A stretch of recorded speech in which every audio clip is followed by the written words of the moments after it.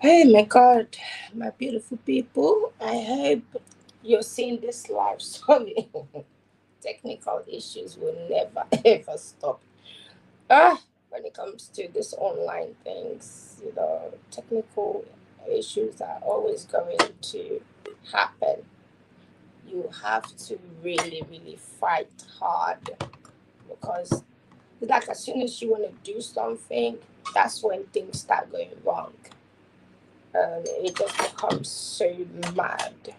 That's the time you find out this is not working, this is broken, this is that. And it literally will drive you insane if you are not able to.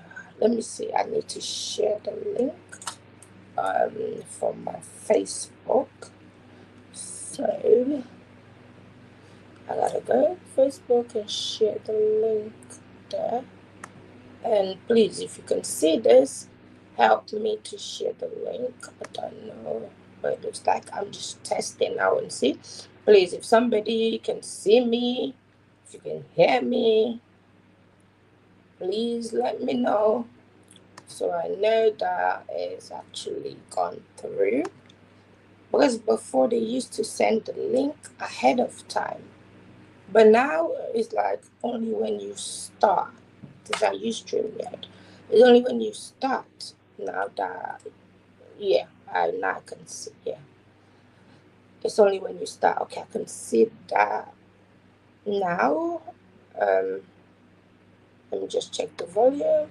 Hope it's working. Okay, oh no, this is on mute. I hope it's working. Something else was playing. Let me stop that. What is this? Let's play out. Go back to Australia. Let's see. Okay. Oh, that's because. Brother Henry, how are you? I'm so sorry. Hold on. I'm going to mute this one. I'm just going to use this uh, until I mute this. That's what it does. Uh, okay, Brother Henry, please tell me. Just send a message in the chat so I know that you can hear me. Oh, let me even add you to the stage quickly. But can you hear me? Yes, Can I'm you hear getting me? you. Okay. I was just Yes. making sure. All right. I will put you down for now, but I just wanted to make sure you can hear me.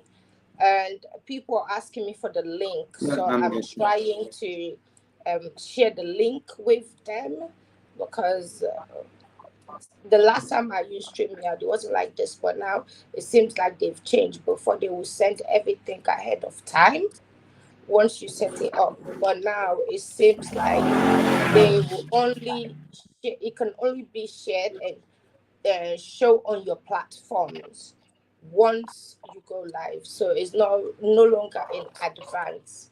So I'm just going to put you down for little time. Let me try and share the link. Okay, some people I think they're not able to see it. So Yeah, I want to share it also. yeah, so the one that I sent you. Uh, but right now, if you can go on my Facebook page, you should be able to see it there. Okay, let So me check. on my Facebook, you should be able to see it there. Then just share it from there. Okay, no problem. This is technology for you. Technology. This is what happens. I think I changed this side. They change things all the time. Yeah, so I'm going to also now go on to TikTok as well. Mhm. To go live there.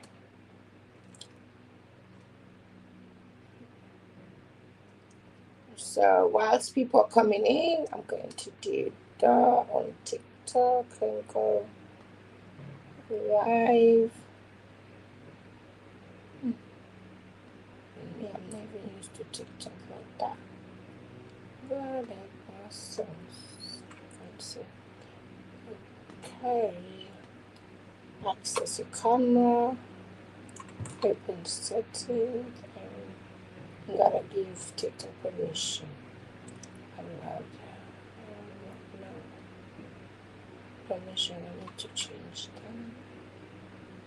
Originally version camera. Okay.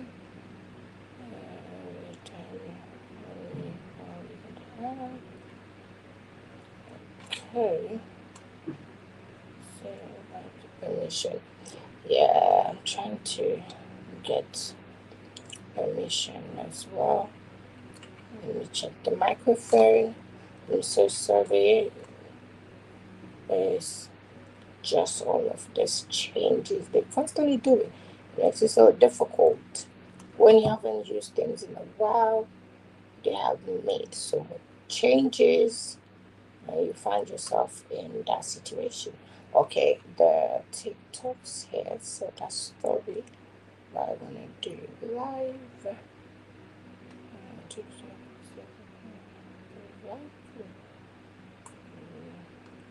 Consider. Okay, I need to go to the live. Alright, so we're going to be live on TikTok as well. Good evening, good evening, good evening. The topic is health. Okay.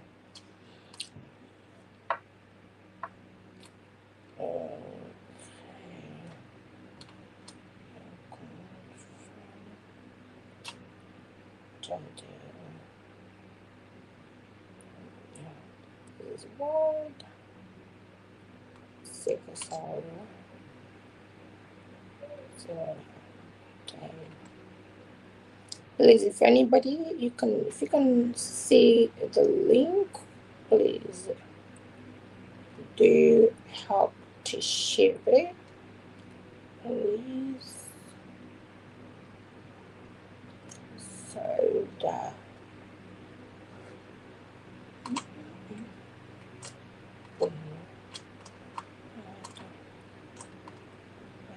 to do this.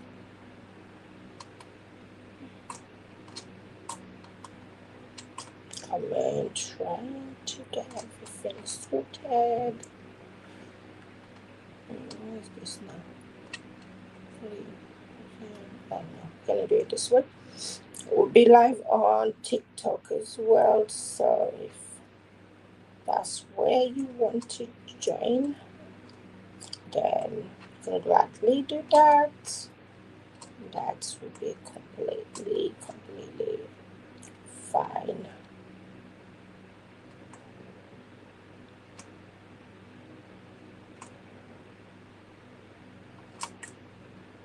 Since I don't know how to do with TikTok, I'm just going to go live. Okay, TikTok, are you here? All right. Again, they want me to add a topic. I've done that. Don't I confirm? Please, guys, share. So if you don't add topic, they will even let you go. Confirm your page. Okay, confirm. Okay. Yeah, I want to confirm. Yes, I am. Confirm. Oh, this is what TikTok does too. My day of that. Yeah, I don't usually go on TikTok, so I was not even aware that somebody has to give the date of birth just to be able to use TikTok. This is crazy. But you gotta do.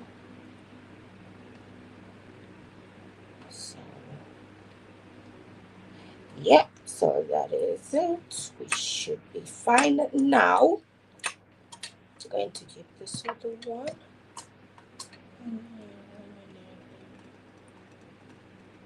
Ah,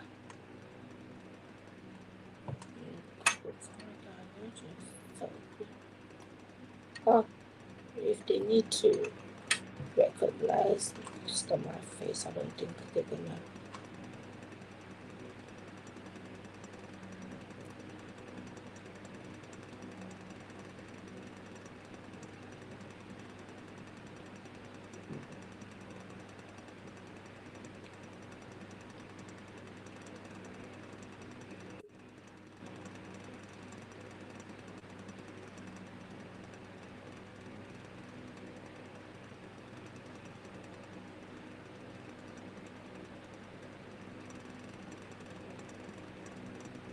Yeah, at least they approved me. All right, so TikTok is going. All right, Victor to find. Don't know what to say. Just want to go live. 1, 2, 3, let's go. Okay, good evening, everyone. So sorry, technology. You know, this technology is just sometimes a headache. So we just have to deal with it as best as we can. Push this for here. As best as we can. So today we are going to be talking about sickle cell. And today, which is the 19th of June 2025, is World Sickle Cell Day. So this is a day of raising awareness. It is a day of having a conversation when it comes to sickle cell. Uh, Not just for people that are, not just for the sufferers or the warriors like myself, but also for for everyone that can learn something from it. So if you're watching this, whether you're watching on Facebook, YouTube, Instagram, or TikTok, please do help to share it, because the more people that you're able to impact, the better it will be, the better the outcome. Because we live in a time where you don't know. Today it might be, oh, it's not my problem that, oh, I don't, there's no sickle cell in my family. So that's not my problem. But you don't know how that can turn around, and how at some point you don't know who you get married to. We don't choose the people that we fall in love with, and many times that is not part of the conversation when it comes to people getting to know each other that want a potential relationship, or they're working towards that. That is not always part of the conversation. So some people end up finding out quite late, maybe when they get pregnant. Then that's the time that they find out that, oh, I'm a carrier. Don't worry, I am going to explain the terms, and for each of the different genotypes, I will explain what that means. But a lot of people, they end up falling in love, and they're not really thinking about anything else. You know, when you that feeling of being in love and meeting this person that is so special in your life. And then some people go on, then they have a child, the well, they don't have the woman who get pregnant, and it's only during that time, because that is part of antenatal care. When a woman is pregnant, they have to do that test, especially if either you don't know your genotype, or if your partner, or you don't know your partner's genotype. And also, the way it works is quite different for each person depending on the type of gene that you have when it comes to sickle cell. So some people end up being so shocked when they find out that maybe they're a carrier, and then the partner is a carrier, or they might be a carrier, and a carrier means somebody that has the traits. They might be a carrier, so they don't suffer from the disease. They have half of the faulty sickle cell gene. So I'm going to break that down and explain what each genotype means, and how it is, what the percentage of your your maybe your unborn child, or your any children that you have in the future, the chances of them ending up to actually have the disease and not just carry the gene. So I'll be breaking that down. So I just felt like it was really important. Today is World Sickle Cell Day, and so this is global. And I know there's a lot going on right now, and there are a lot of things that some people prefer to be doing and not here talking about something that may not affect them. But again, you don't know who you will end up falling in love with. So even though you might feel like you're safe, and maybe you know that you're safe, you don't know about the person that you might fall in love with, and the person that you will have kids with, and what their own genotype is going to be.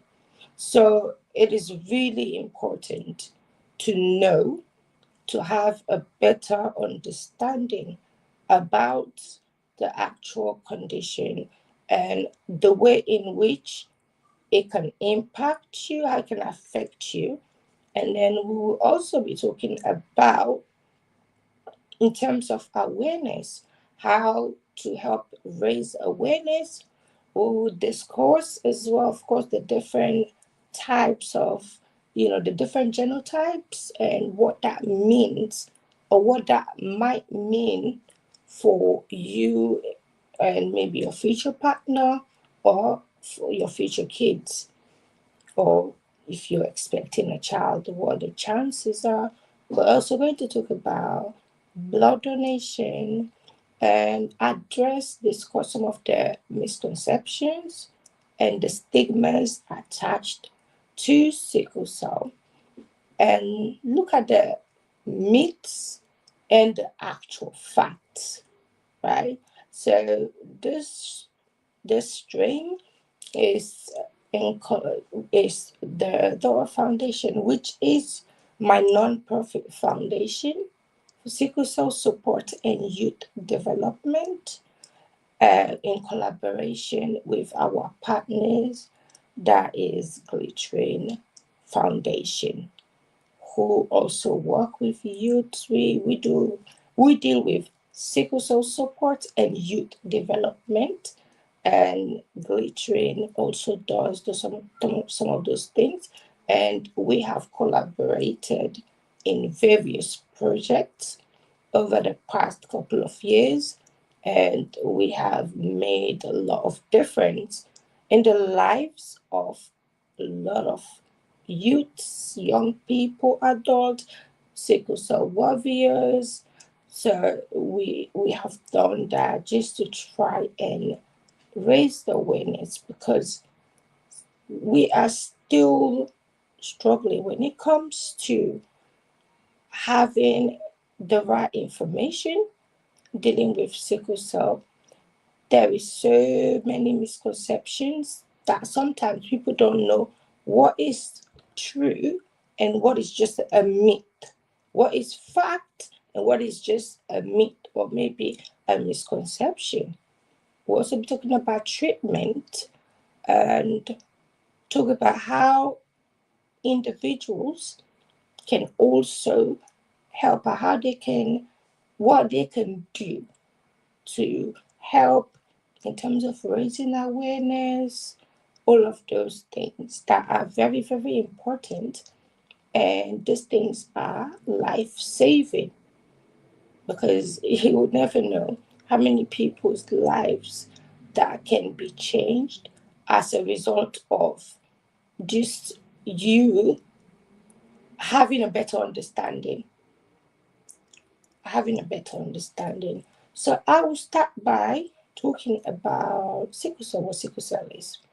So sickle cell is an inherited genetic condition, genetic disease. This means when they say inherited, is something that is passed on through the genes. So it can be from your parents. So it's something that is can be passed on. So it's not something that you catch, according to the way some people think that, oh, if I entertain, or if I'm around somebody with sickle cell, that means I'm going to get it.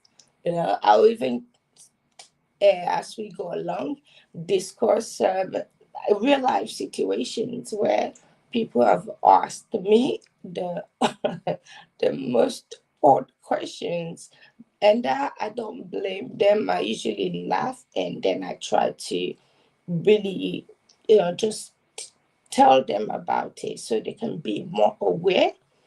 But yeah, some of those things, it will make you just laugh. So sickle cell is an inherited medical condition, and it's also a chronic disease. A chronic disease means something that it affects like all aspects of your life, and there is not a simple cure for it. There's a difference between treatment, management, and cure, right? So I'll give you an example. Sickle cell can be managed and be treated uh, for the symptoms that we have in different ways.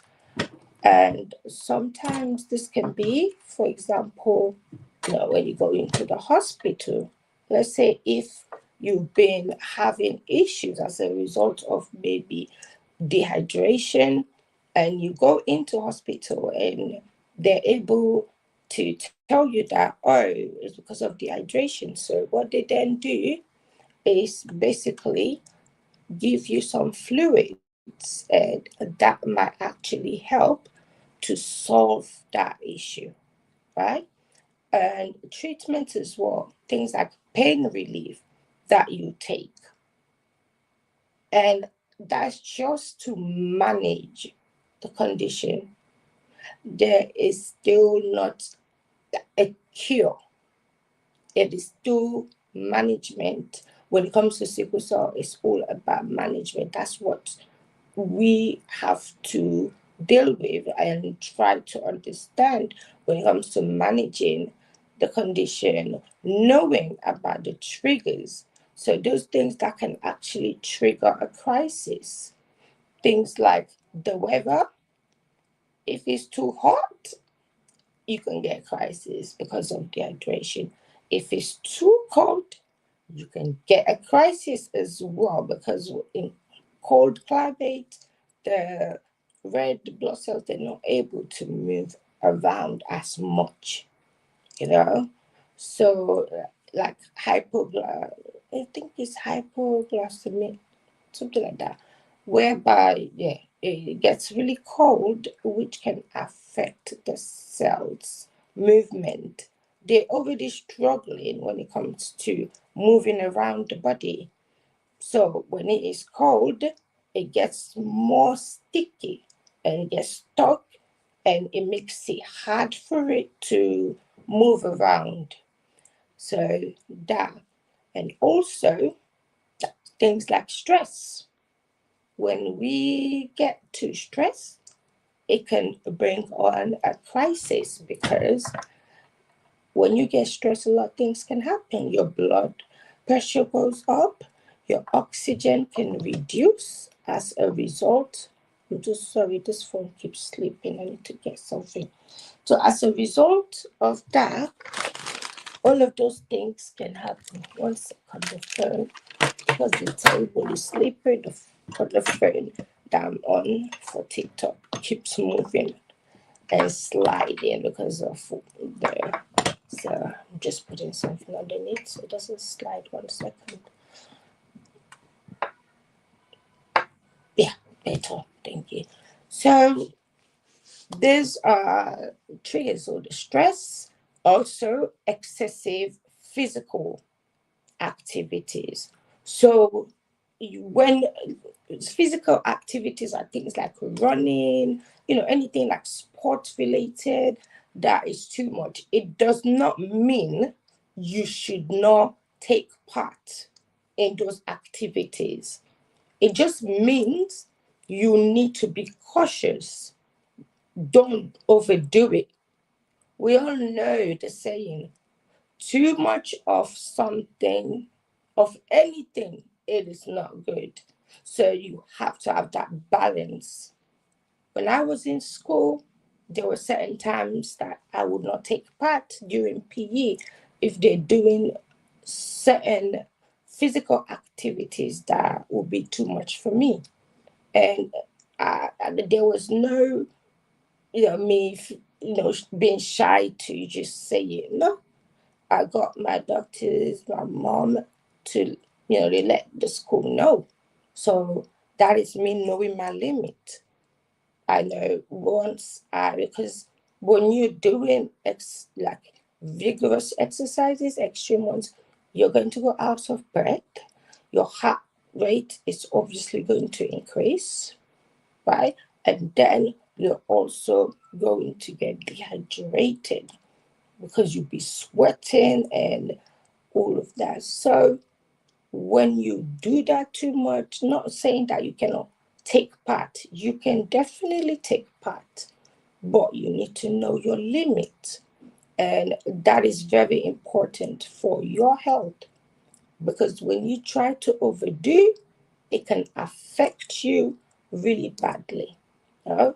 Because when your heart is beating so fast, it makes it more difficult for it to be able to pump blood around and oxygen. Oxygen is carried with the blood cells. So if that is happening, there wouldn't be enough oxygen to circulate and be able to sustain you. So eventually, you just might end up passing out or anything. That's why if it's too hot, you won't. I will not be there. If it's too cold, no. So it's very, very crazy. And of course, the stress is the hardest to manage. Imagine somebody telling you, why are you stressing? You need to work as if you're in control. Nobody can control how they feel. You're human. You are going to feel a certain way. Certain things are going to stress you. And for me, I'm a very emotional person. And so, of course, it affects me because I'll get stressed over other people's issues. When they say you're taking like Panadol for somebody else's headache, yeah, that's me. That's me. I'm the one taking that person's. So it makes it difficult. But over the years, I have learned to know the balance and make sure not to overdo it. But you still need to exercise. Just don't overdo it, right? And also, some people, sickle cell affect, yes, the highest percentage of people that are sickle cell, that carry the gene and suffer from the disease, are of course, of Afro-Caribbean descent. But it doesn't mean other people don't have it. Other people do. It is just the majority of people that have it are of Afro-Caribbean, because sickle cell came about to try and protect us from malaria, because malaria used to be, a cure back in the days. They never had any sort of treatment for malaria. It was killing people. So our genes mutated to protect us from malaria killing us. But then he ended up going and bringing something even worse. So at this point, if I could have spoken to somebody in charge of that mutation, I would have told them, just leave us with malaria, we're fine. How are you going to try to protect us from malaria by bringing something even worse? But that is just how it is. We cannot make those changes. That's how it is. So that's why it even came about in the first place. So now I want to talk about, so that is basically about sickle cells. So I've talked about what it is, also the triggers, who it can affect, and how it comes about, the fact that it's inherited, and you cannot catch it from anyone, no one whatsoever. It is something that has to do with the genes, your genes. So nobody can pass it on to the other person. And now I want to talk about some of the myths versus facts that people usually talk about when it comes to sickle cell. So, and this is also, some of it is based on my own experience. Thank you so much for liking the live. Um, F, yeah, FA. Thank you so much for liking the live, and I hope more people can join, and we can all just be educated and learn something that, even if it does not benefit you directly, it might benefit somebody around you, somebody that you know, or even you being able to have the adequate information and understanding when it comes to a condition that affects so many people. So now I'm going to deal with all of these myths.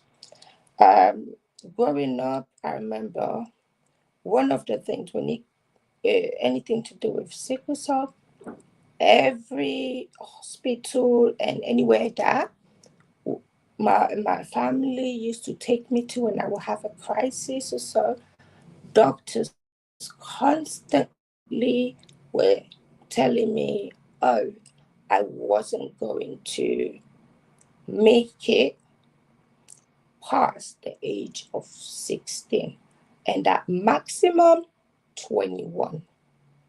But that was, you know, uh, something that might not happen. So I want to make it clear. Yes, having sickle cell does have some sort of implication to your life expectation, right? But nowadays, now, as in we're in 2025, it's not like 1965, when they didn't have enough knowledge and there wasn't enough research to even know how it worked. So they were just making all of these predictions based on the fact that, yeah, a lot of young people, babies and all that, they were losing their lives as a result of having sickle cell. And most of the time, back then, they didn't know about the triggers. They didn't know about things that they can do to manage.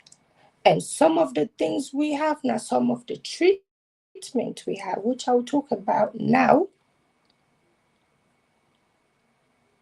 mm, if a guy, okay, that's got nothing to do with the topic. Moving on. So back then, they didn't have enough information about that. So they were just going based on what they were seeing or what they were being told.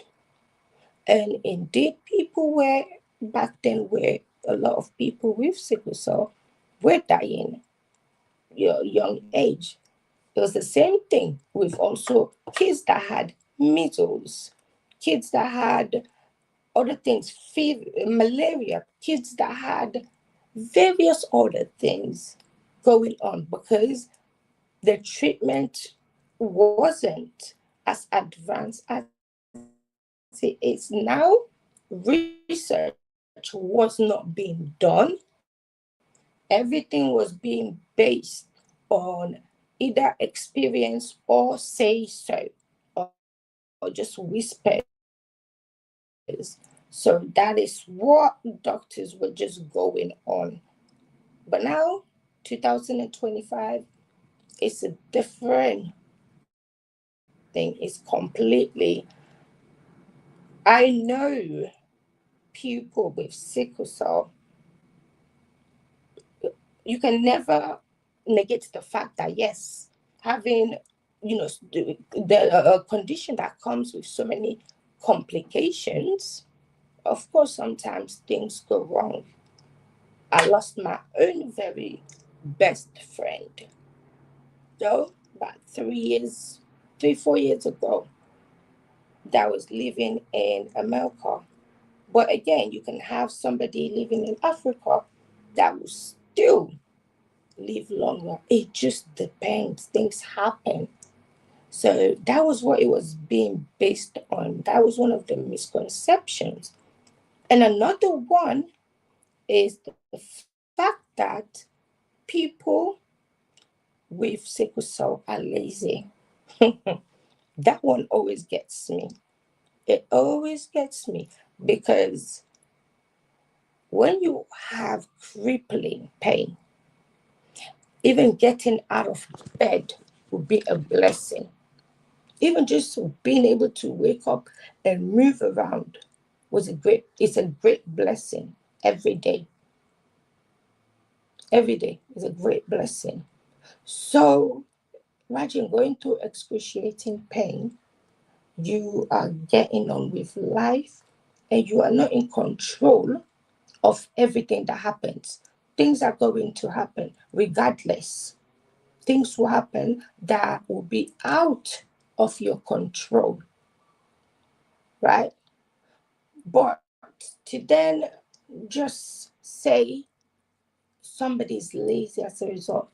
I I went to school. I went to college. I went to university. I got my degree. And I went on to get married. I've got twins. I am taking care of them whilst also being an entrepreneur, being a business strategist. I'm not saying it's easy, and I'm not saying everybody can just do it or it's something that is just a boost. No, it took so much out of me. When I was in university, almost every other day, I would call my mom and tell my mom, no, I can't do this anymore. I can't do this. I'm done. I'm going home. I'm packing up. My doctors were telling me as well, this that you're doing, it's not going to, you should just, even being advised to take a gap year. I'm like, nope, I am going to go ahead, do my 3 years, get my degree, and so on and so. I still managed to, and I know so many people that have achieved so much while dealing with sickle cell.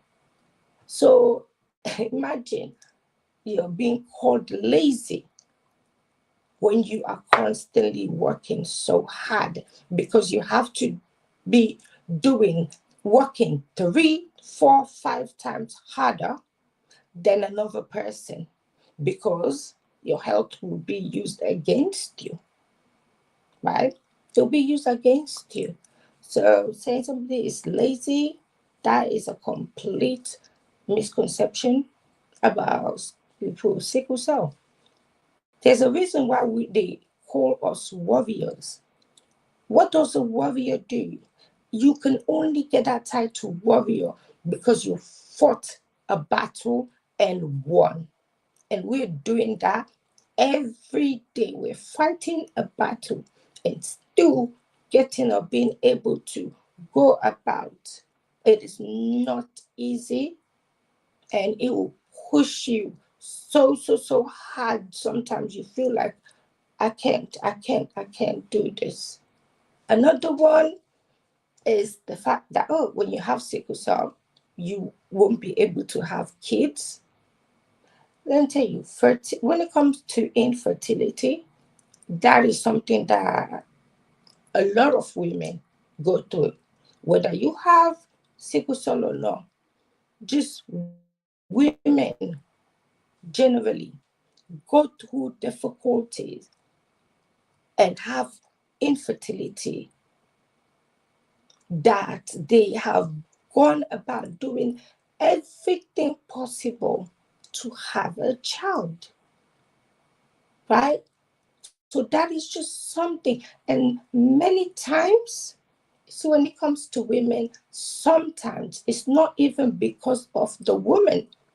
It's not the woman that might be the reason for the infertility. Sometimes it's actually the guy, the man. But of course, as a woman, we always have to be the one to carry the cross, because we're the ones that will be blamed if anything goes on. If we are unable to bear a child, we get the blame. And sometimes it is not because of us, it is because of the man. And a lot of men, especially black men, don't like to go and get checked. So you now, as the woman, have to bear that, being called barren, being called all sorts of names. But no, having sickle cell does not stop you from having kids. Yes, it might be difficult. Of course, of course. You are already on so many different treatments. You're already going through so much. So people just generally think, no, you are not able to. When I found out I was pregnant with twins, it was just for me completely like a shock to me. Honestly, I could not speak for about 5 minutes after the sonographer said, oh, I asked, oh, how's the baby? Is the baby okay? And then she said, they are fine. And I was like, who's they? And when she turned it around, I'm like, are those my two fallopian tubes? Is that the left and the right fallopian tube? And she said, no, those are two human beings. And I literally just sat there with my mouth open. I couldn't speak. She had to tell me, please, can you dress up? I have another patient waiting. I was completely speechless. And I never did anything. It was all completely natural. When it comes to fertility, God's time is always the best time. You know, sometimes you might want it now, but God knows best. So Don't ever give up. I've met people with sickle cell that they went all out not to have children just because of people always saying, I was somebody, a midwife during my pregnancy, called me selfish. That how can I bring children into the world knowing that I have sickle cell? As if that meant I couldn't use my hands, I couldn't use my brain. I know people go through all sorts of struggles, which I completely understand. There are even some people that are completely disabled, then they go on to have pregnancy, they go on to raise healthy, normal kids. So we need to stop with that, right? So those are the misconceptions. And also, one of this, now I'm going on to the stigmas. When it comes to stigmas attached to sickle cell blood, when I was young, I was living with my grandma, my aunties, and because of this was during the war, so of course the Sierra Leone war, we barely had anything to eat. We couldn't see any doctor at that time, and I ended up having kwashiorkor, which is as a result of malnutrition, and your stomach swells up like you're a pregnant person. And unfortunately, during that same time, a little boy died within our community, and everybody within the community ended up coming to our house and saying that I need to confess that it was me. It was because of me that that child died and that that child was in my stomach. I prayed endlessly. I told God, please take this away from me. I don't want to be a witch. I don't want to be a witch. I'll tell my grandma, I don't want to be a witch. Take, please, God, take this. I didn't even know that time about witchcraft. And now I'm being accused of it. And these are things that people are still going through. And this is why the work that I do, that we do, my team with the foundation and our partners, means the world to me, because we don't just support the sufferers, the kids that have the condition, people. We also support the family, raise awareness within the family and the community at large. Would have gone to school, different, so many schools in Sierra Leone just to raise awareness. And we had posters just for people not to be bullied because of something that they inherited. It's not their fault. And also, back then, our parents were not aware of this, so it's not their fault either. And most of our parents, they actually feel very guilty because they feel like when we're in pain and they can't do anything about it, it affects them greatly. They'll feel guilty. Sometimes people ask me, if you can go back to, back to the past, uh, and you can be reborn, would you ever choose to have sickle cell, or you come? I would say I will not change anything. Know why? It made me who I am today. It made me who I am. That is the reason why I am able to push. That's the reason why I try to be the best that I can for those around me, my kids, and everyone. Because of that, I wouldn't change it. Yes, it's painful, but that has opened my eyes. Somebody has to step up and raise awareness. Somebody has to step up and make the change. I believe in this word. Someone just quote, be the change that you want to see. And I would not be that change that I want to see if I was not born with the condition that makes me identify, you know, with other people and their struggle and wanting to make changes. So, no, I wouldn't change that at all whatsoever. So, that is about the misconception. And now I want to talk about treatment. Okay? So, when it comes to sickle cell, different countries provide different things.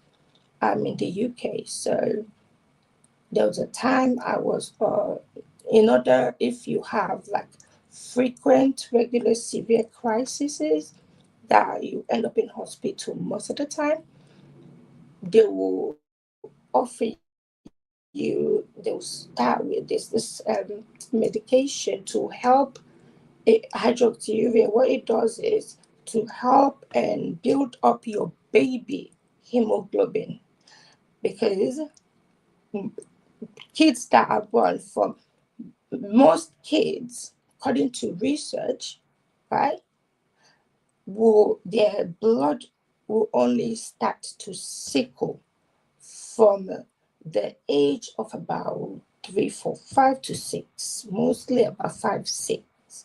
So at that first moment when they're first born, they have baby hemoglobin, which has not sickled yet, which has not turned to the crescent, like a half moon shape. So that one is the baby hemoglobin. It's the healthy hemoglobin that is, round, just like normal hemoglobin.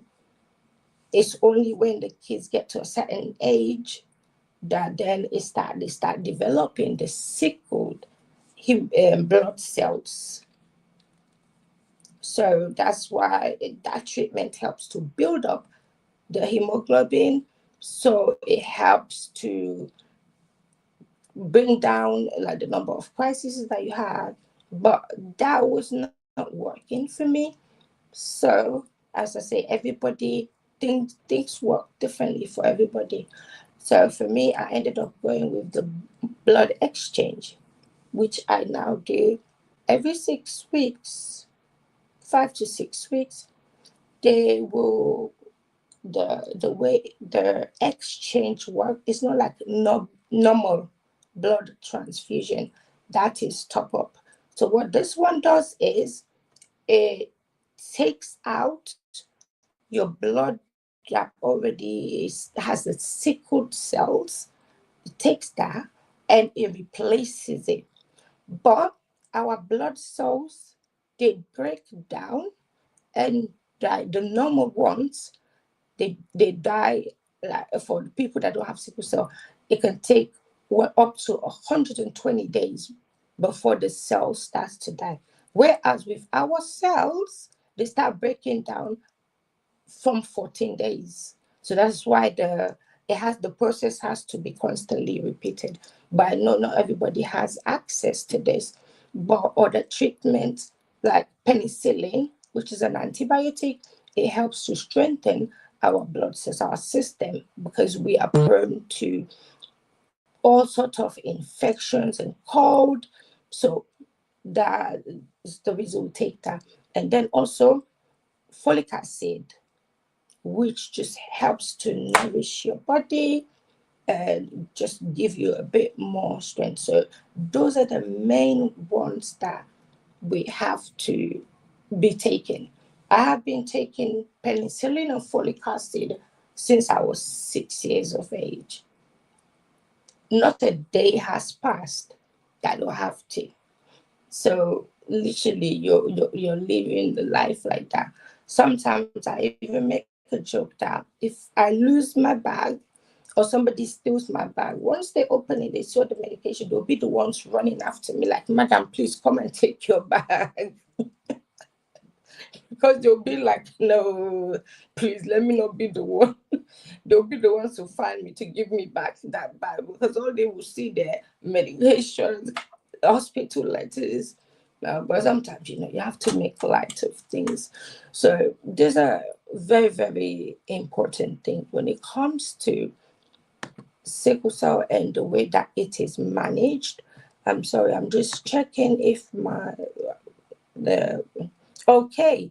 So one of you won't be able to see on TikTok, but maybe I'll turn the video towards him.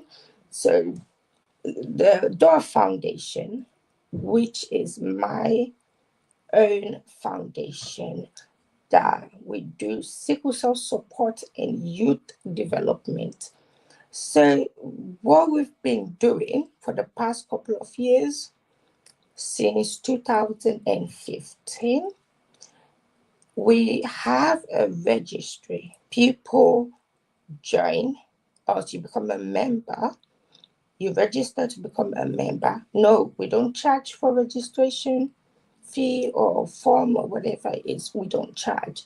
But when we reach to a certain limit where we don't have as much funds to take on more people, we'll put them on a waiting list until maybe if somebody, because it's a monthly, we provide them with the, firstly, what we do is we do a blood test to confirm their genotype, to confirm that they have sickle cell. We work with our partners, the lab that they come and do that, and then we'll get confirmation, because there are many people that feel like any pain they feel, that means they have sickle cell. But that's not how it works. You have to have certain, you have to be tested properly, and before you can just say. But a lot of people say, oh, I get sick sometimes in the raining season, so that means I have sickle cell. That's not how it works. The only way to know is to do your genotype test, so you know whether you're AA. AA is the normal gene, right? And then you have all this one. So you take a gene, one from your dad, one from your mom. So most people that have AA, if the man is AA, the dad is AA, and then the mom is AA, that child will be 100% AA, because there's no other gene they can get. They can only take one from the parent, one from the dad, one from the mom. So then it will be AA.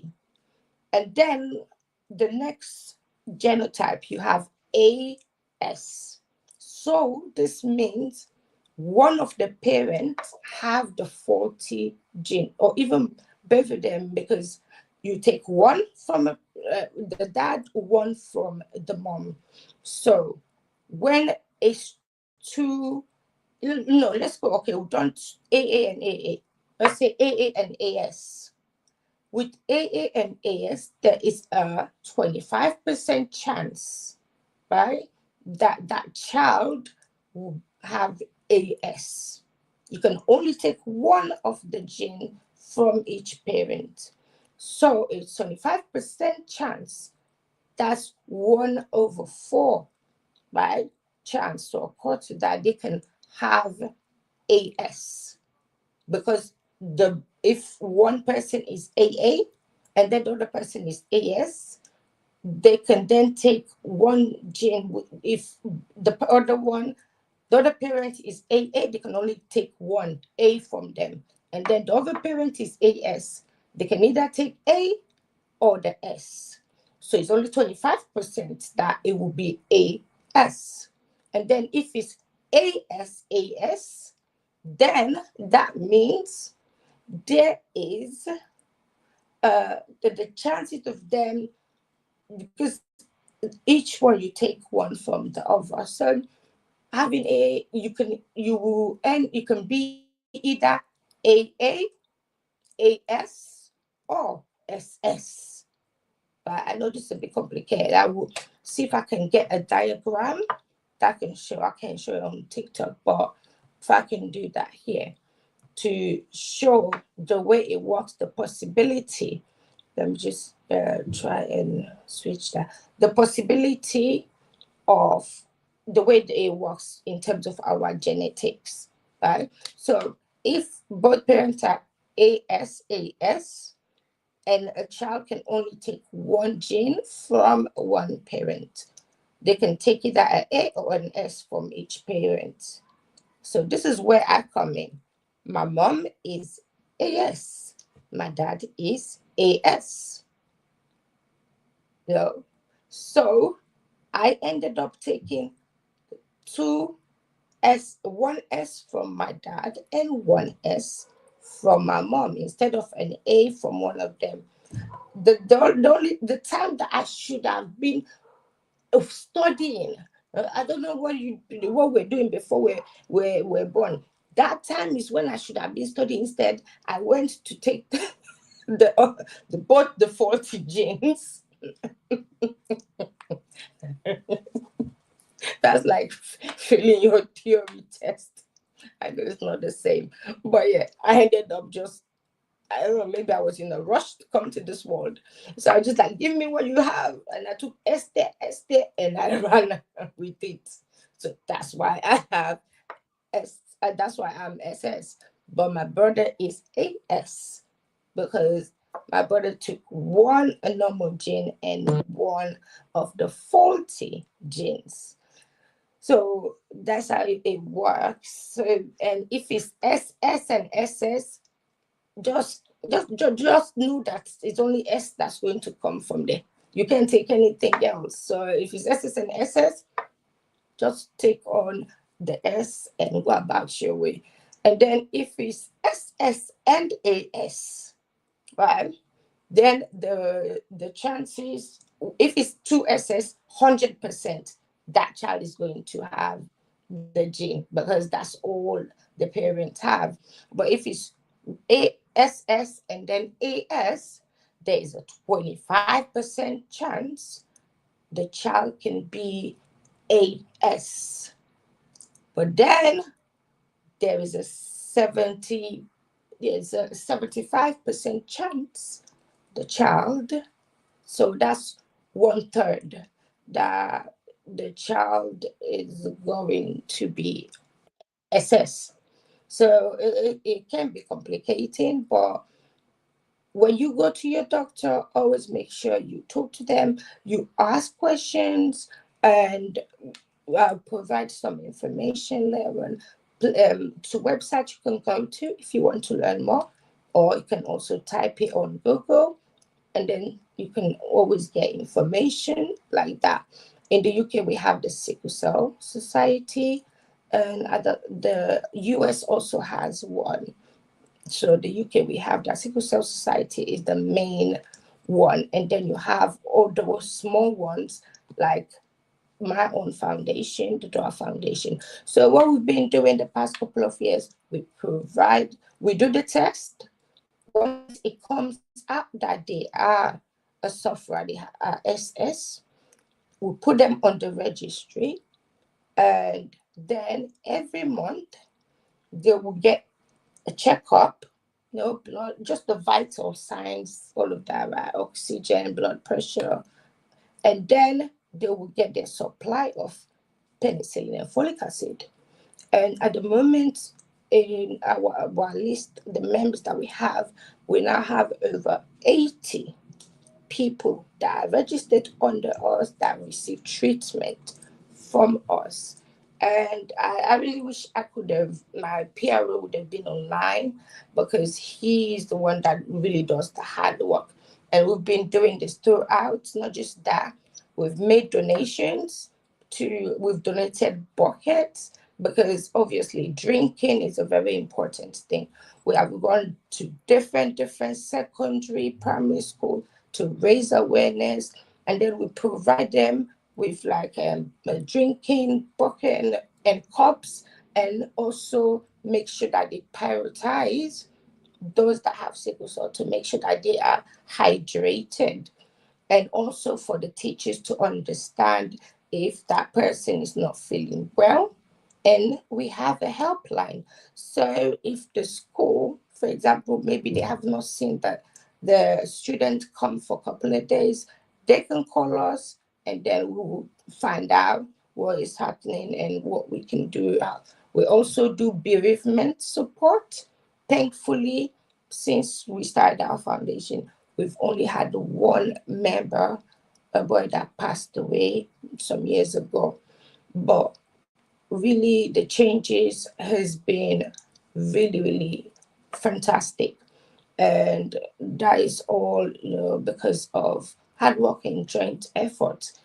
So we started working with another company that we're not now partners with, Glittering. They also do a lot when it comes to supporting us and really helping us to have a strong hold and have an understanding of the system there, because even though I was born in Sierra Leone and I stay in the UK, things are different there.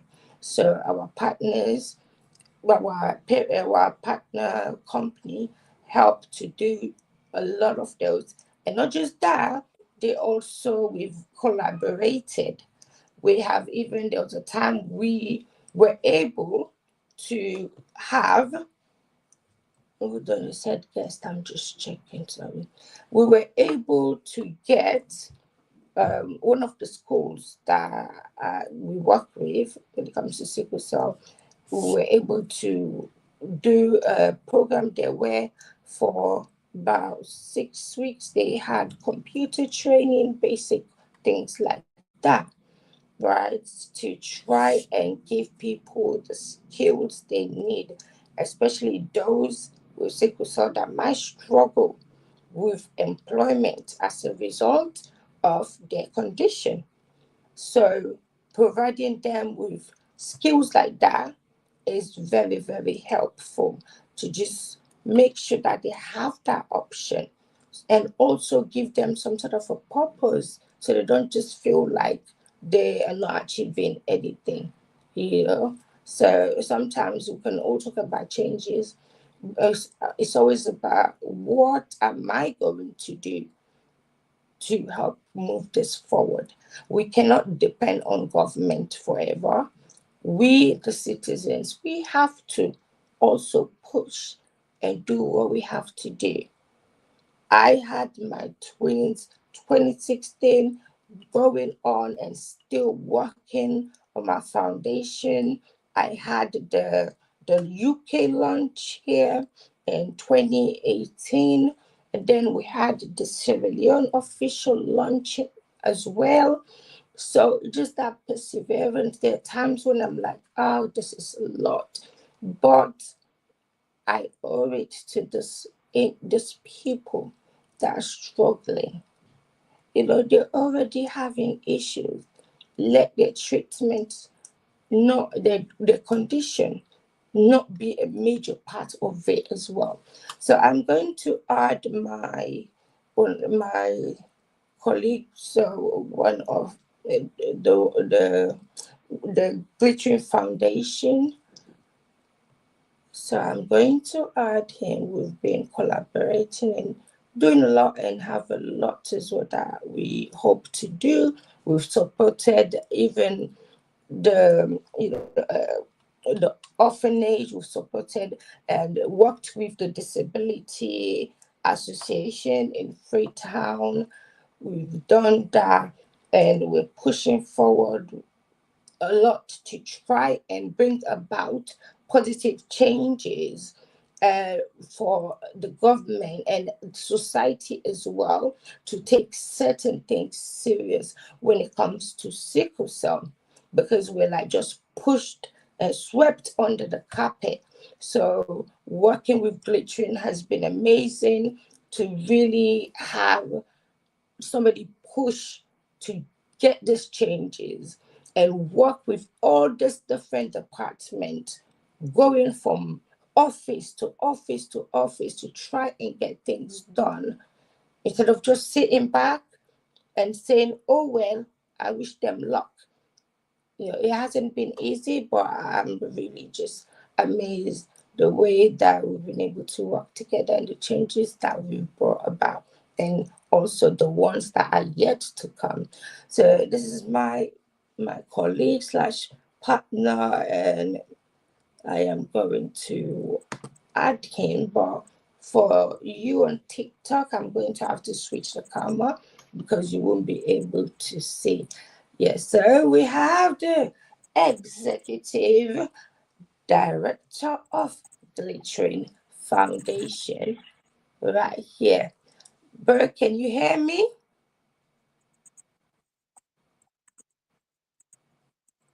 Yeah, I'm Are you getting you loud and clear. I'm getting okay? you loud and clear. Okay, thank you very much.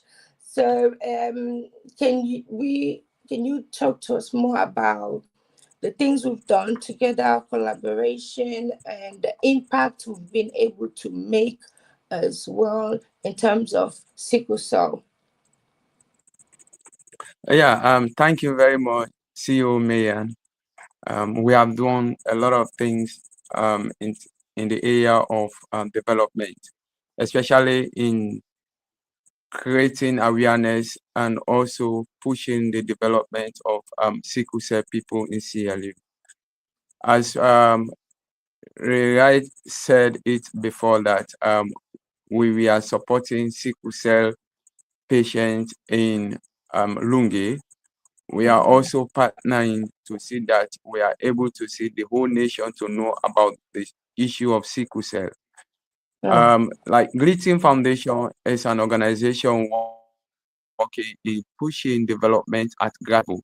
So in that level, we see that how we can support vulnerable people, advocate for them, promote voluntarism, and also um, trying to partner with other institutions to see that our work is actually in the community realized. So in Yeah. that angle, we are able to partner with the Dora Foundation to see that how we can able to advocate, see the need, the community, the parents to know about the issue of sickle cell, the danger of sickle cell, what young people, especially girls, are going through. Because in Sierra Leone, we are seeing that then discriminate those people living with sickle cell. They are thinking that these sometimes it's very difficult to see parents to go to a hospital to check Yeah. about the issue of sickle cell of their children. So, Mm. in the area of glittering, we are working closely with the Dora Foundation in area to support ICT training to know um, the issue, to develop, to also capacitate young people on sickle cell issues, advocate. Presently, we are engaging the Ministry of Health here. I engaged in the last time to see that how we can able to advocate the Western Area Rural District to take sickle cell issue as one of priority things, because the government also is not paying too much attention to it. And you look at it, a lot of young people are dying through sickle cell. And because of that, we have as organization take the opportunity, take the challenge that no, young people should not die through sickle cell. We have to push, we have to advocate, we have to talk to um, the government, we have to talk to stakeholders, to communities, to aware, to know the effect of sickle cell on young people. Recently, last year, we lost one of the young a girl, the age of 13, on Yeah. sickle cell. Yeah. So you see, Mm-hmm. it was so pathetic, and Yeah. because of that, and because of that issue, I aware and I was there. I feel so bad. So I take this honor as our institution is strongly supporting that, to see that how we can able to push very hard to advocate on the issue of sickle cell. Um, we have been doing a lot. We have been doing a lot. We are still trying to create a chapter here at the Western Area Rural District, because we are that is where our office headquarters is. We are trying to see that how we can able to push to open that chapter so that people will register in terms of checking their sickle cell status, Yeah. and also be having medications. And very soon that will occur. Mm. Um, we have been doing advocacy on um, violence, and Mm-hmm. also alcohol, drugs abuse among young people, because that is one of the issues that affecting also the young people. And also, if people are living with sickle cell, you have to also educate them, especially mental health. Also, that is one of the key things, because psychologically they are going through a torture, through discrimination, and also um, not having the right medications. These are a lot of things in terms of educational sectors. They are going through a lot. So we take it as that way to see that how we can able to advocate for them, and also be doing ICT training. We allow vulnerable, like the disabled and also the sickle cell patients, are free for them to do our courses, because we are offering that freely without no penny. We are not taking any cent, dying cent from anyone. So, and that we want to see that how they can able to do more research on the issue of sickle cell, but they cannot able to do that without we cannot able to capacitate them on ICT, how to use the social media, what are the areas that are necessary to able to do a research. So because of that, we are open the ICT unit at our office, that if you want to learn the skill, you are free to come. It's free. We are not taking anything. And also we are working with other institutions to see that how we can able to do um a sensitization in the western area rural district on the sickle cell, engaging the Ministry of Health also, and also the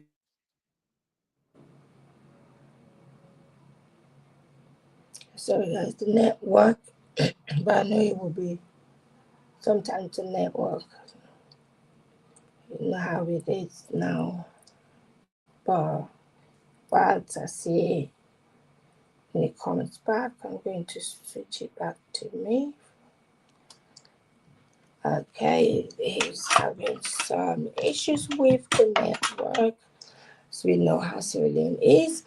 So yeah, so what he was saying, basically the work that we've been doing, and also we have a lot more that we are doing, and it was very difficult when I heard the news of one of the girls in the orphanage that had sickle cell passed away. It was like so hard because they they had taken me like a mom, a sister. When I went my last trip, when I went to Sierra Leone, they did this whole ceremony to crown me the queen of the house, and they named part of the building after me. Even though I went for my dad's funeral, I still made time to make sure I went and checked on them. So when I have that, it was very devastating. And sometimes this is just because of simple things. Even back 2020, it was 2010, yeah, 2010. When I went to Sierra Leone, I was at the hospital. I ended up getting admitted. And whilst we were waiting, right, they were asking for this. I did this, that you have to pay for a medical card, X, Y, and Z. And so as we're doing that, and I was in so much pain, I was on the floor. So at one point, I was like, oh my God, I'm going to die in this place before they will even see me. That was the time they came and ended up getting me, putting me, admitting me, and started my treatment. There was a little girl that we got admitted. She also had sickle cell.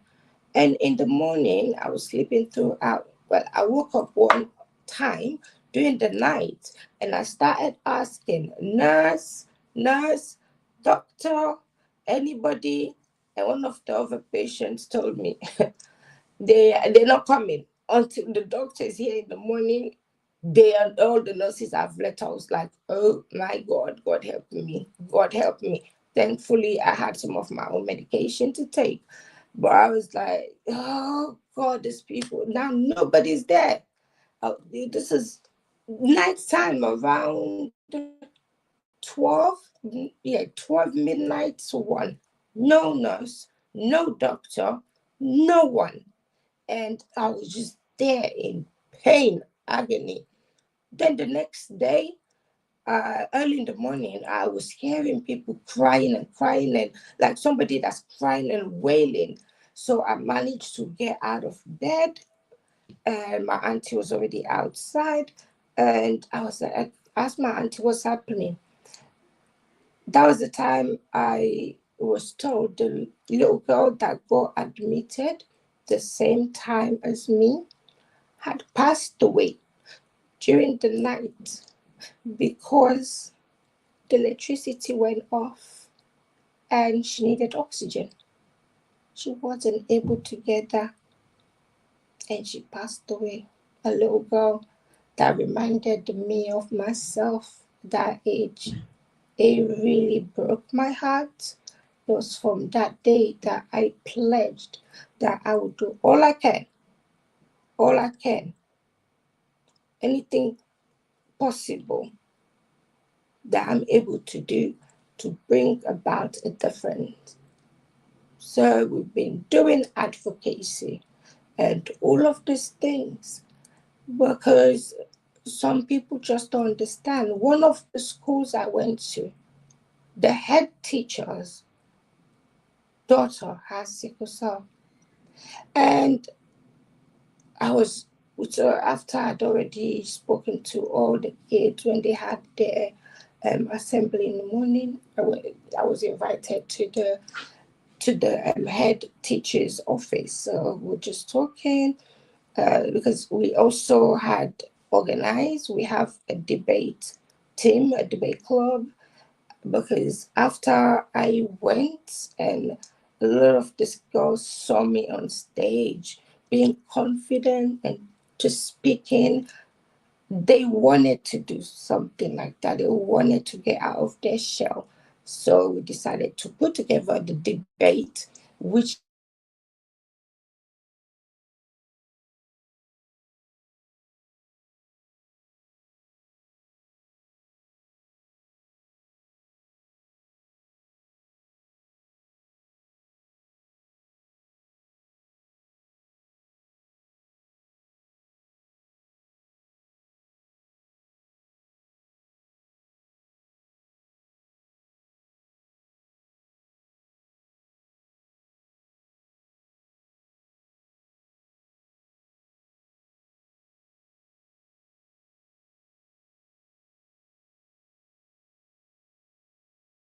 involved if anybody sees this, I beg, don't call me until everything is done. Okay, I think it might be on now. Yeah, thanks be to God, it's on. So yeah, we had when I went to speak to the head teacher that has a daughter that has sickle cell, he told me that when I was suggesting certain things, he said there's no point. She's going to die soon anyway. I I was speechless. I was completely speechless. It's like somebody has already made up their mind. That is your child. You have already given up on that child. You don't know the future prospect. You don't know what that child will end up doing. And please, anybody watching, if you do have any questions you'd like to ask relating to Sickle Cell the Foundation, do write them and let me know, and I'll be able to answer it to the best of my knowledge and ability. So you can write that or comment, and I'll be able to answer that. So please, if you're watching, just you can ask your questions. Once I'm done, I will answer them as best as I can. I am not a professional. I'm just a professional patient, not a professional doctor. My PhD is being a patient. So yeah, but things like that people go through. So this dad had already given up on his child because he's like, there's no point. She's going to die soon. And I kid you not, especially with the current economy, a lot of these parents that are going through this, they really actually just wish. Number one, it's not just because of the finances, watching your child suffer when you can't do anything about it.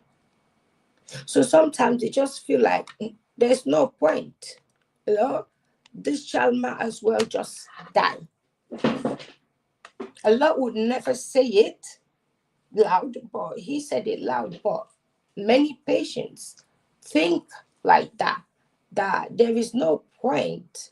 You know, it's best for the child to die. It's just like when you say you're trying to put somebody out of their misery, and you feel like it's better than this person going through this suffering all the time. So that's how some parents are. I met a mom that has two kids with sickle cell in, and so what she would do every year is one child that she's able to afford to go to school. One of them will have to stay. Why? Because of the medical bills. But since we started providing this and actually sitting down and telling the parents, speaking to them, things they should not let that child do. When it comes to sports, to make sure they don't do it excessively. When it comes to anything, to make sure if it's too hot, they have to stay hydrated, right? And they have to try and work on their stress. I know that is hard to control, is something that's almost impossible to control. Well, we speak to them and then tell them about making sure if it, I know kids love it, especially in Africa when it's raining, they want to go outside and play. That is like childhood joy. But the repercussions, if you have a medical condition like sickle cell, is going to be more than the joy, that little joy you're going to get from being under the rain.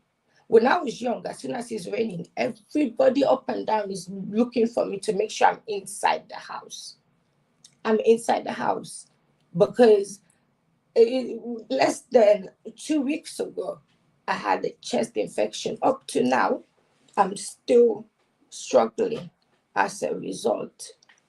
I just had that because the weather was up, down, and doing school run, and I ended up getting wet. So by the time you know what happened next, I ended up having a cold. So this is certain things that we speak to the parents so they understand. Because sometimes you feel like, oh, well, there's nothing I can do. The kids of this generation, they don't listen.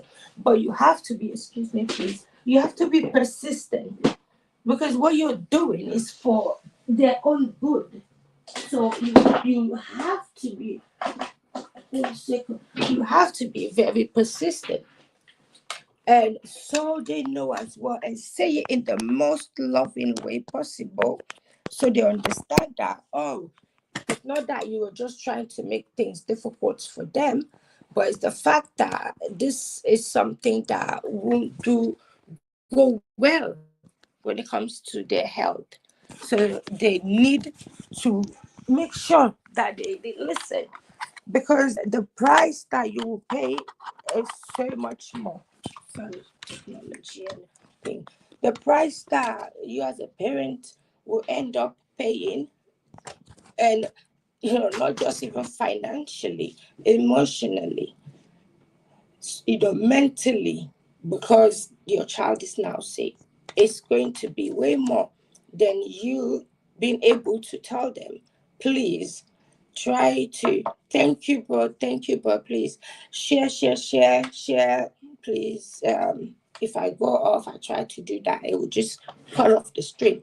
because this is something that is so near and dear to my heart.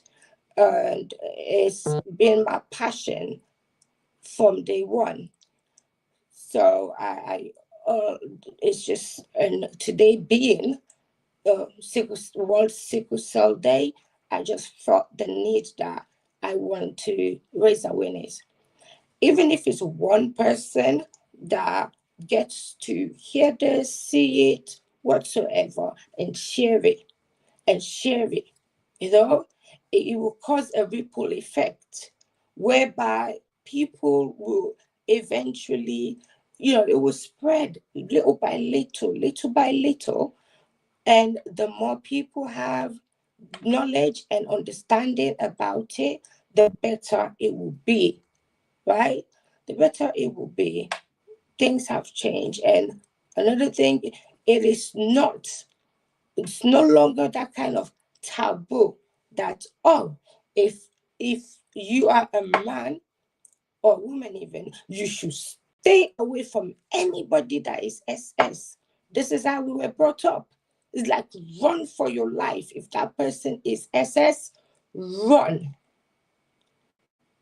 Why? Because the family, they don't, they're thinking about all of this responsibility and that person, and with that as well, packaged with all the misconceptions and myths out there about not being able to have a child, not being this and that, or this person's going to die very young, all of that together. Of course, families want to protect their kids. So what they used to do is like completely stay away from anyone that's SS, like run the other direction. Things are different now.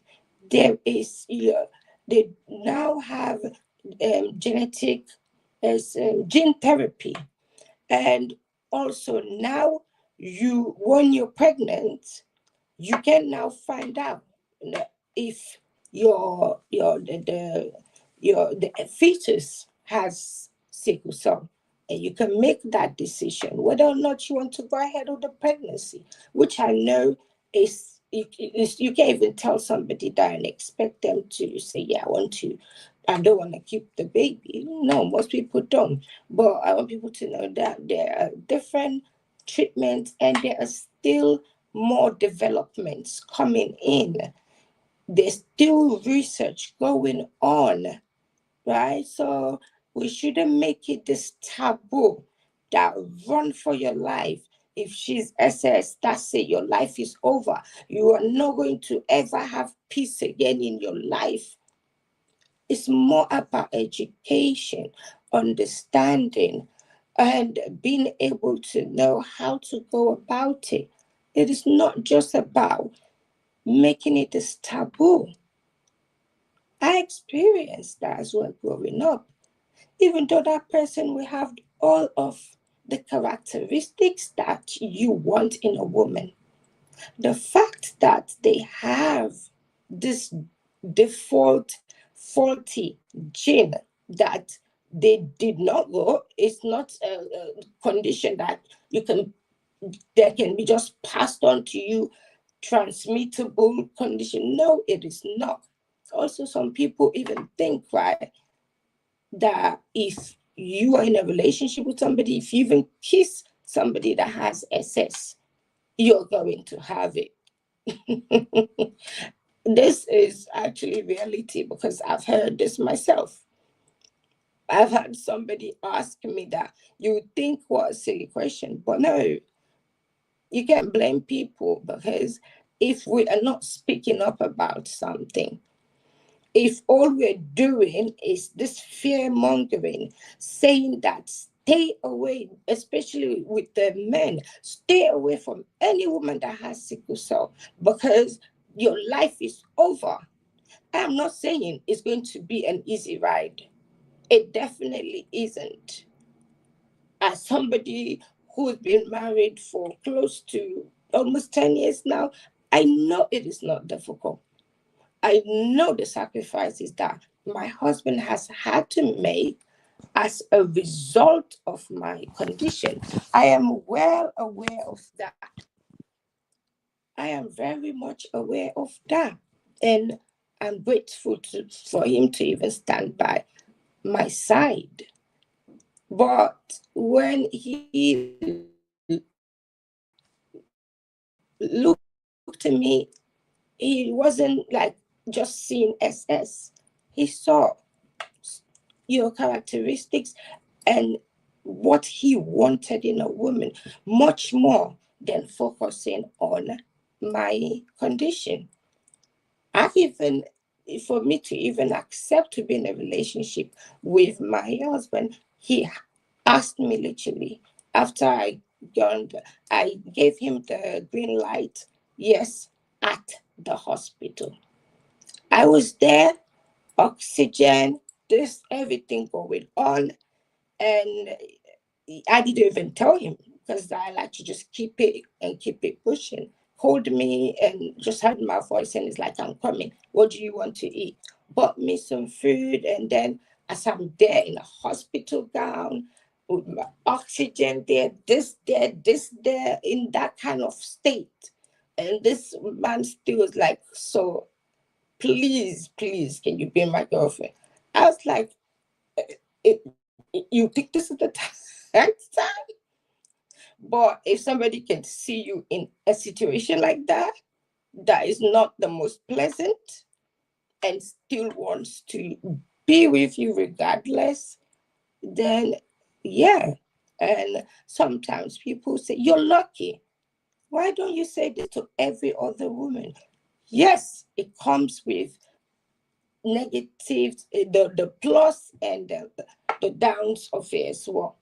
So there's negative and positive things. It comes with a lot, and not everybody can handle it, which is fine if you cannot handle that. But just know how to approach it. Try and do your own research first, not what you've heard, because there's a chance that maybe what you've heard or things that you know about, you think you know, it's just the misconception and the myths, the things that people just, the negative things that they put out there. So, of course, I understand it will be difficult, but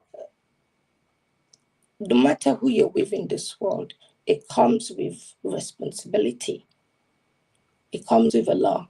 No, everybody will have their own baggage, but for you to outright just cancel somebody without even getting to know them, just the fact that you have this fear that's been drilled into your head that, oh, SS means bad, runo, runo. And that is how it has been. For me, I just don't want the next generation, right, to be going through that same discrimination. As a result, I've lost jobs just because of my health. And no matter how much effort I put in, it's always like people don't try and look beyond that.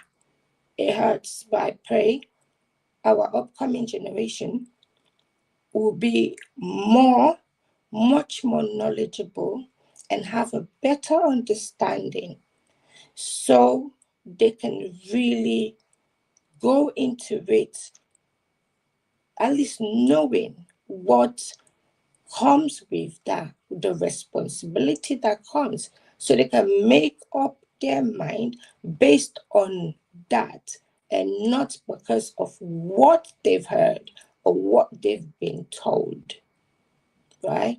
So before I go, please, does anybody have any questions that about sickle cell or my foundation, anything like that? Oh yeah, before we get to the questions, also people always ask, how can I support? Not everything in this world has to be money, finances. You can support by even sharing this video. Something as simple as that. So somebody might be needing some encouragement or anything. Maybe you know somebody with sickle cell that is constantly going through something, and they might just want something that will boost them. So even just sharing the video, that helps to raise awareness within the community. And the more people know, the better things will be. The more we push, the more effort they will put towards research and treatment, better treatment. Even just the way sometimes we're treated in hospital.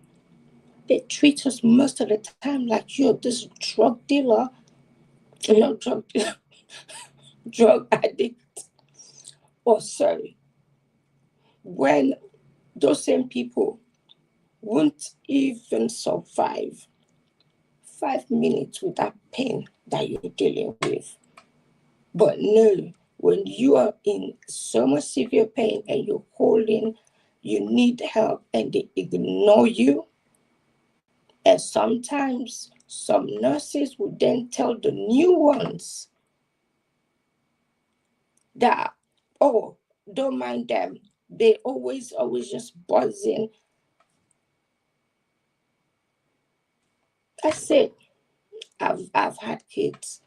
Contractions is nothing close to my pain I deal with sickle cell. Nothing. So I know, and I know so many people like myself with sickle cell that have gone on to have kids, and all that labor pain is not even near the pain that we deal with almost on a daily basis. So you can support by sharing, spreading the word, you know, and if you have questions, I am always open to answer. And somebody wants any information, I'm always here to, point them to the right direction if I don't know about that or do research. So that is the way. Of course, we know the world that we're in. Things are already difficult, and of course, that is optional. But if somebody you feel like you want to support in any way financially, so we can add those on the waiting list, that is also welcomed. You just message me and we can get that sorted.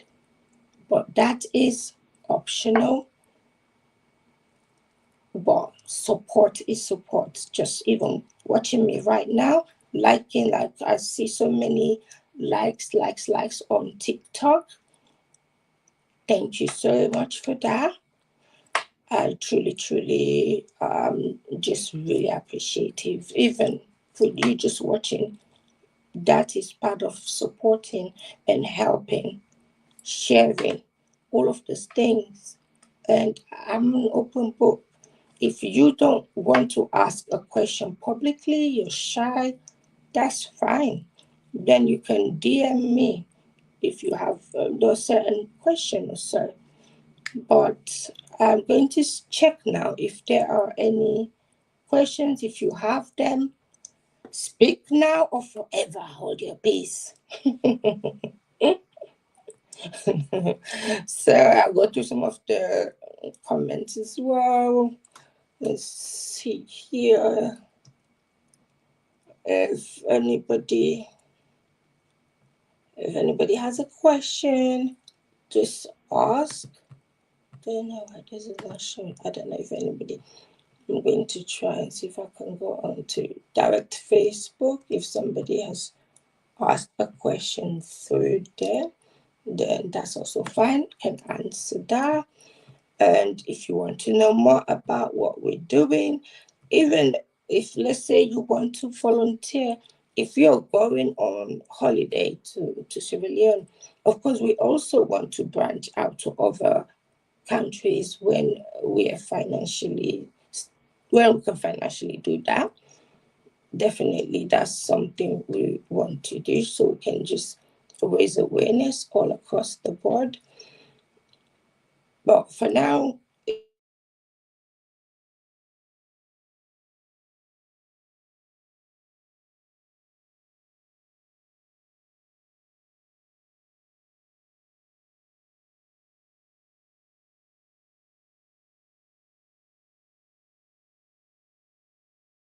Leone, enough, but TikTok is still here. Please, anyone, if you're watching, please don't call the phone because it affects the live. So yeah, if you are traveling to Sierra at any point, if you even want to volunteer, and yeah, we do go to different places to raise awareness and talk. If you can do that, that is great. That would be fantastic. So yeah, you can volunteer. If you have a brand, you want to partner with us or an organization, we will find a way that we can work with any organization as well, as long as there is connection to a link to what we do, which is sickle cell and youth development. So it's not just sickle cell. We also empower youth, empower and inspire young people through various programs.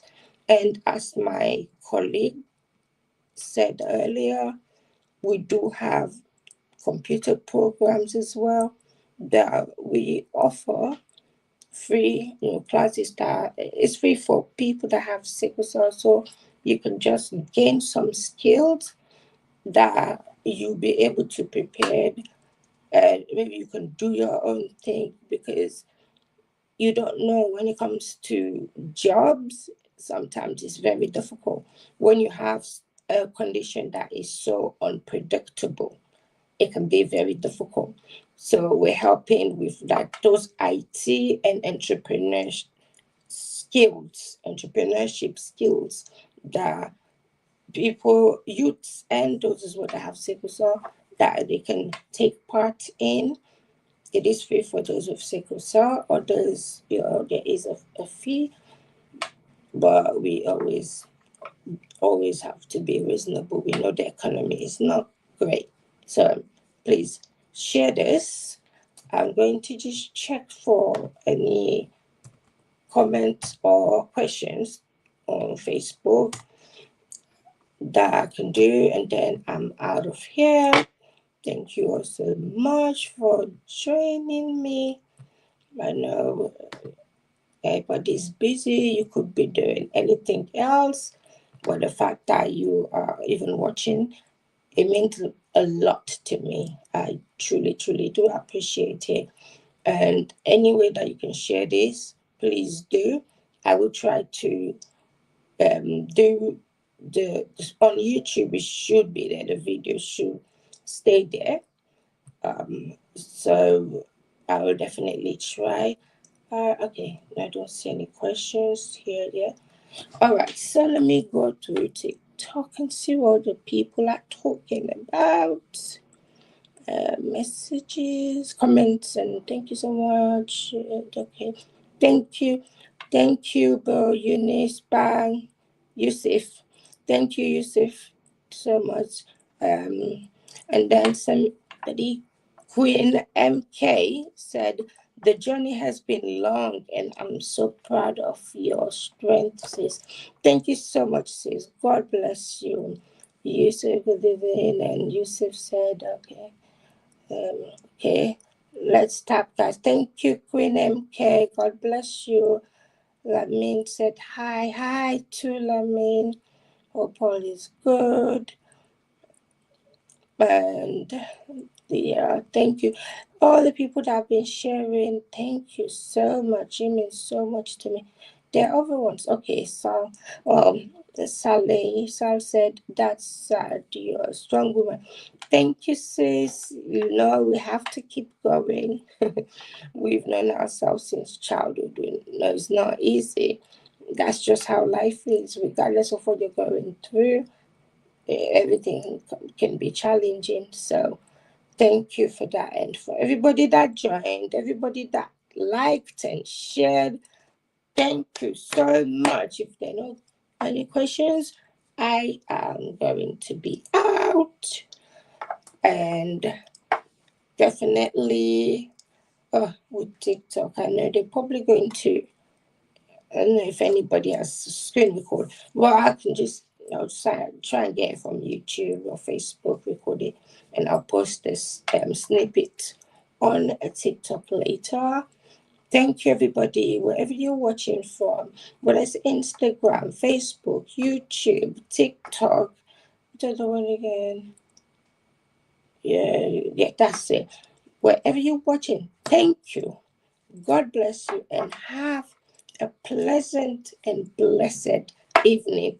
This is not the last. I will come so we can go more deep into certain topics that I talked about. So I can individually talk about them, but that would be separate streams. So it's not too much. It's already long enough. So thank you, guys. Love you all. Have a blessed day, and thank you. God bless. Mwah, mwah. Bye bye. And and here and bye bye.